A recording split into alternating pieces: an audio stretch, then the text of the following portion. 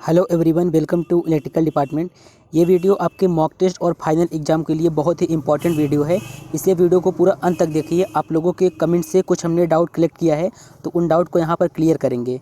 ठीक है, देखिए सबसे पहला डाउट आप लोगों के मन में यही है कि अगर हमने मॉक टेस्ट और रजिस्ट्रेशन मोबाइल से किया है तो क्या हम एग्ज़ाम लैपटॉप से दे सकते हैं। इन सब के बारे में BTUP ने पूरा विस्तृत में बताया है, वही हम आपको बताएंगे इस वीडियो में। और आपको बता दें कि ये सबसे इंपॉर्टेंट है कि फ्लैग ऑप्शन आपका जब फाइनल एग्जाम होगा, आप हो सकता है आपके मॉक टेस्ट देते समय आपको फ्लैग ऑप्शन ना दिखाई दिया हो, लेकिन आपका फाइनल एग्जाम जो होगा उसमें फ्लैग का ऑप्शन दिखेगा। उस फ्लैग का ऑप्शन को कैसे यूज करना है ये भी इस वीडियो में आपको बताएंगे। और साथ ही आपको बताएंगे तो प्रॉक्टर वार्निंग दे तो क्या करें, क्योंकि होता क्या है जब आपको प्रॉक्टर वार्निंग देगा तो उस टाइम आप बहुत घबरा जाएंगे कि हम करें क्या। तो अगर आपको प्रॉक्टर वार्निंग देता है तो उस स्थिति को कैसे संभालना है ये सब भी हम आपको इस वीडियो में बताएंगे। तो वीडियो थोड़ा लंबा होगा, लेकिन आप वीडियो को पूरा अंत तक देखिएगा, ये वीडियो बहुत ही हेल्पफुल है आपके लिए।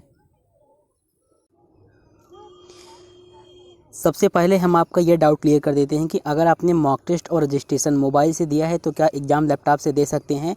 तो अगर इसका आंसर की बात करें तो इसका आंसर हाँ, आप आसानी से दे सकते हैं, क्योंकि आपने भी कई बार ट्राई किया होगा। आपने मॉक टेस्ट जो है मोबाइल से दिया होगा एक बार, जैसे कि मॉक टेस्ट 2 बार देना था, तो कई स्टूडेंट क्या किए हैं, मोबाइल से मॉक टेस्ट एक बार दिए हैं, एक बार लैपटॉप से दिए हैं। बिल्कुल ही ऐसे हमने भी किया है। तो ऐसा नहीं है कि अगर आपका एक बार आप मॉक टेस्ट मोबाइल से दे देते हैं तो लैपटॉप में लॉगिन नहीं होगा। तो दिक्कत वाली कोई बात नहीं है। आप मॉक टेस्ट मोबाइल से दिए हैं तो आप एग्ज़ाम जो है अपने लैपटॉप से भी दे सकते हैं, कोई दिक्कत नहीं होगा, लॉगिन आसानी से हो जाएगा।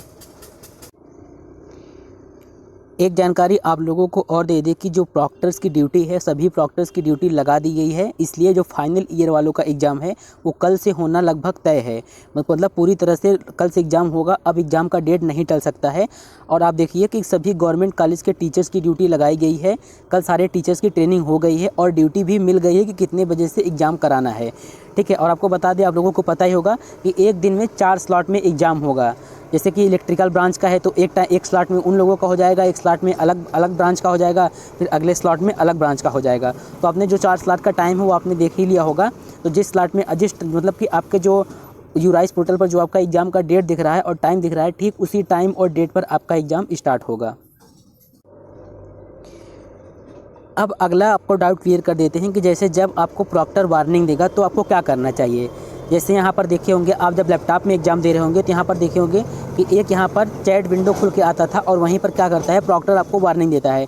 जैसे वहाँ पर प्रॉक्टर के लिए कुछ मतलब कि मैसेज ऑटोमेटिक बनाए गए होते हैं, बस वो उस पर क्लिक कर देता है और वो वार्निंग दे देता है। जैसे आपको बोलता है कि आप सीधे बैठिए या फिर कैमरे को चारों ओर घुमाइए, तो आपको डरना नहीं है। ठीक है, आप भी जाइए, वहाँ पर एक दिखेगा प्लस का ऑप्शन दिखेगा, उस पर क्लिक करके प्रॉक्टर को जो है आपको रिप्लाई देना है कि ओके सर, हाँ मैं ठीक अवस्था में हूँ, या फिर हाँ मैं घुमा रहा हूँ, या फिर जो भी आपको दिक्कत हो या जो भी प्रॉब्लम्स हो, आप प्रॉक्टर को रिप्लाई देंगे।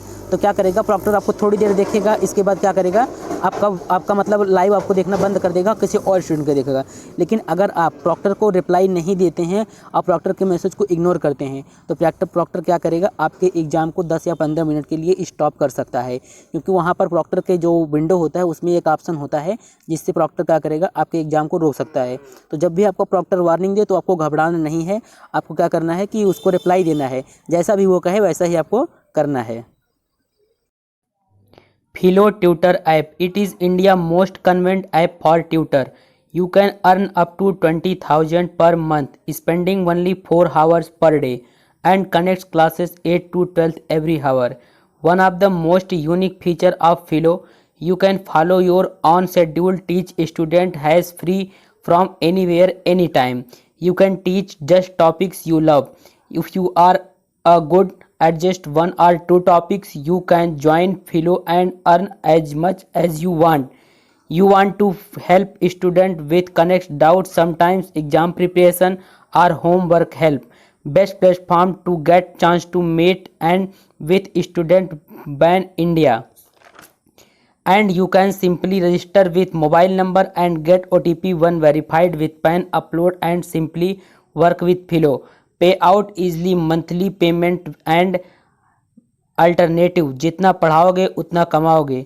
Earn more, learn more and link in video description, download now.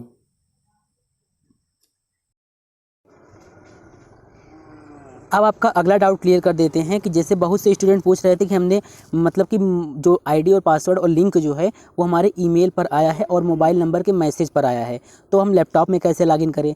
तो आपको बता दें, लैपटॉप में लॉगिन करने के लिए सबसे पहले आपको क्या करना है, अपना गूगल क्रोम खोलना है। गूगल क्रोम पर सर्च कीजिए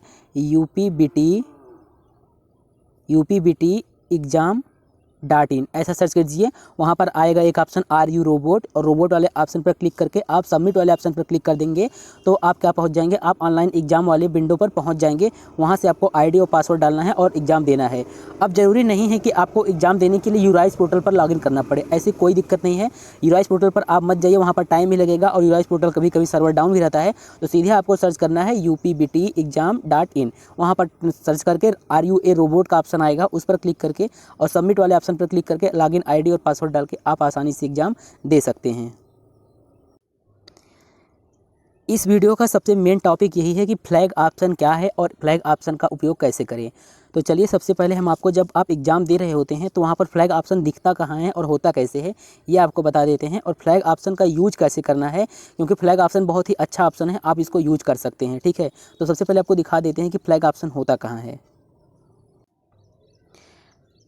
अब आप यहाँ पर फ्लैग ऑप्शन देख सकते हैं। ठीक है, फ्लैग ऑप्शन आप यहाँ पर देखिए, जहाँ पर हमने तीर को मार्क किया, एक बार फिर से तीर को मार्क करते हैं।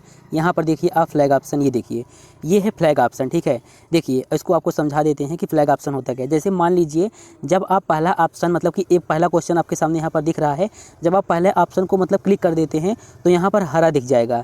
लेकिन अगर यहीं पर आप मतलब कि क्वेश्चन का मतलब कि आंसर आपको नहीं पता है या उस क्वेश्चन में आपको डाउट लग रहा है, तो आप उस क्वेश्चन को फ्लैग कर सकते हैं। मतलब कि फ्लैग का मतलब यही होता है कि आप बाद में उसको आंसर देने के लिए छोड़ सकते हैं। जैसे मान लीजिए, अगर आपको पहला क्वेश्चन का आंसर सही से नहीं पता है और आपको लग रहा है कि इसका आंसर हम बाद में बताएंगे, तो आप पहले क्वेश्चन को फ्लैग कर दीजिए। जब आप एग्जाम को सबमिट करने जाएंगे तो वहाँ पर एग्जाम सबमिट करने से पहले आपसे पूछेगा कि क्या आप फ्लैग वाले आप क्वेश्चन को फिर से सॉल्व करना चाहते हैं। तो अगर आप सॉल्व करना चाहते हैं तो सॉल्व को कर दीजिए, अगर आप नहीं करना चाहते हैं तो उसको अनफ्लैग करके सबमिट कर सकते हैं। ठीक है, आपको दिखा देते हैं स्क्रीनशॉट के माध्यम से।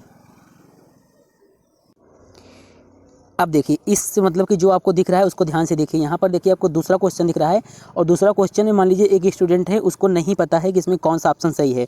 उसको लग रहा है कि पहला ऑप्शन भी सही है, दूसरा भी सही है, तो वो क्या करेगा, उस क्वेश्चन को क्या करेगा, फ्लैग कर देगा। और यहाँ पर देखिए, फ्लैग करने के बाद यहाँ पर अनफ्लैग का ऑप्शन दिखेगा, और जब आप दूसरे क्वेश्चन को फ्लैग कर देंगे तो यहाँ पर रेड कलर दिखेगा। जैसे ही आप क्वेश्चन को फ्लैग करेंगे वो रेड कलर दिखेगा, मतलब कि आपको इस क्वेश्चन में डाउट है और आप इस क्वेश्चन को बाद में सॉल्व करना चाहते हैं। अगर आपने क्वेश्चन को अटेम्प्ट किया है तो वह ग्रीन कलर का दिखेगा, और आपने अगर फ्लैग किया है तो वो रेड कलर का दिखेगा। तो इस प्रकार से आप फ्लैग वाले ऑप्शन का उपयोग कर सकते हैं। अगर आप कोई क्वेश्चन आपको नहीं आता है या डाउट लगता है तो उसको बाद में भी सॉल्व करने के लिए छोड़ सकते हैं। अब एक क्वेश्चन को और डिस्कस कर लेते हैं। सबसे ज़्यादा यही क्वेश्चन आप लोगों ने कमेंट में पूछा है कि क्या एक समय 2 डिवाइस में लॉगिन कर सकते हैं। कुछ लोग इस चक्कर में भी, इस मतलब कि इस जुगाड़ में भी हैं कि हम लैपटॉप में भी लॉगिन कर लेंगे और एक बंदा, एक मतलब एक पर्सन को और रख लेंगे। वो क्या करेगा, अपने फ़ोन में लॉगिन करके वही क्वेश्चन देख के आंसर दे देगा। तो आपको बता दें, BTUP ने अपने नोटिस में साफ साफ बता दिया है कि आप एक समय पर एक डिवाइस में ही लॉगिन कर सकते हैं। आप यहाँ पर इस गाइडलाइन को एकदम बिल्कुल डिटेल में देखिए। ये गाइडलाइन देखिए, है तो AKTU के लिए, लेकिन आपको पता है जिस सॉफ्टवेयर पर एग्ज़ाम हो रहा है वो AKTU का ही सॉफ्टवेयर है। यहाँ पर देखिए लिखा है, please note single login from any laptop device is allowed if you have already logged in form of any other device then log out from the that device first. कहने का मतलब है, अगर आपने एक बार फ़ोन में लॉगिन किया है तो आप उसी टाइम लैपटॉप में भी लॉगिन नहीं कर सकते हैं। अगर आपको फ़ोन में, मतलब कि अगर आपको लैपटॉप में लॉगिन करना है तो आपको पहले एक डिवाइस में से लॉग आउट करना होगा, इसके बाद ही आप किसी दूसरे डिवाइस में लॉगिन कर सकते हैं। तो इस प्रकार से आप कोई नकल नहीं कर सकते हैं कि 2 डिवाइस में लॉगिन करके नकल कर सकें। और आपको बता दें कि अगर अभी तक आपने मॉक टेस्ट नहीं दिया है तो आप जल्दी से मॉक टेस्ट दे दीजिए और अपना रजिस्ट्रेशन भी कर लीजिए, क्योंकि बिना मॉक टेस्ट के आप कोई भी एग्ज़ाम नहीं दे सकते हैं। BTUP ने साफ साफ कर दिया है। और अगर आपको मॉक टेस्ट या रजिस्ट्रेशन करने में कोई दिक्कत होती है तो टेलीग्राम पर हमने अपना नंबर दिया है, हमसे भी पूछ सकते हैं। अगर जो जानकारी होगी मैं आपको बता दूंगा, नहीं तो आप अपने कॉलेज से कॉन्टैक्ट कर लीजिए कि हमने मॉक टेस्ट नहीं दिया है, तो आपको बता देंगे कि मॉक टेस्ट न देने से क्या क्या प्रॉब्लम्स हो सकती है। इसलिए आप लोग मॉक टेस्ट ज़रूर दें।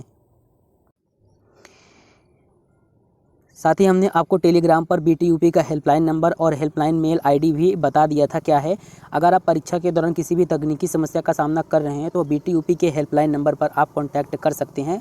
हमने एक बार कॉन्टैक्ट किया था, सही सलाह मिला था, तो हम भी आपको सलाह देंगे कि आप BTUP के हेल्पलाइन नंबर पर कॉन्टैक्ट करके जो भी दिक्कत हो आप वहाँ पर पूछ सकते हैं। जैसे अगर किसी के रजिस्ट्रेशन फॉर्म में फ़ोटो वगैरह कैप्चर नहीं हुआ या कोई भी दिक्कत हो तो वहाँ पर आपको पूछ सकते हैं, वहाँ पर आपको सॉल्यूशन मिल जाएगा। आप इसका स्क्रीनशॉट ले लीजिए, क्योंकि कई स्टूडेंट कमेंट में पूछ चुके हैं कि हेल्पलाइन नंबर क्या है, तो यहाँ पर हमने आपको हेल्पलाइन नंबर ही बता दिया है। ठीक है, तो आप लोग अपने एग्ज़ाम की तैयारी करते रहिए। अगर आपके मन में भी कोई डाउट है ऑनलाइन एग्ज़ाम को लेके तो आप हमसे कमेंट में पूछ सकते हैं, और कमेंट देखने के बाद हम उस पर वीडियो बना देंगे, तो आप लोगों के लिए हेल्पफुल होगा। तो उम्मीद करते हैं ये वीडियो आप लोगों के लिए थोड़ा भी हेल्पफुल होगा। तो अब हम मिलते हैं अगले वीडियो में।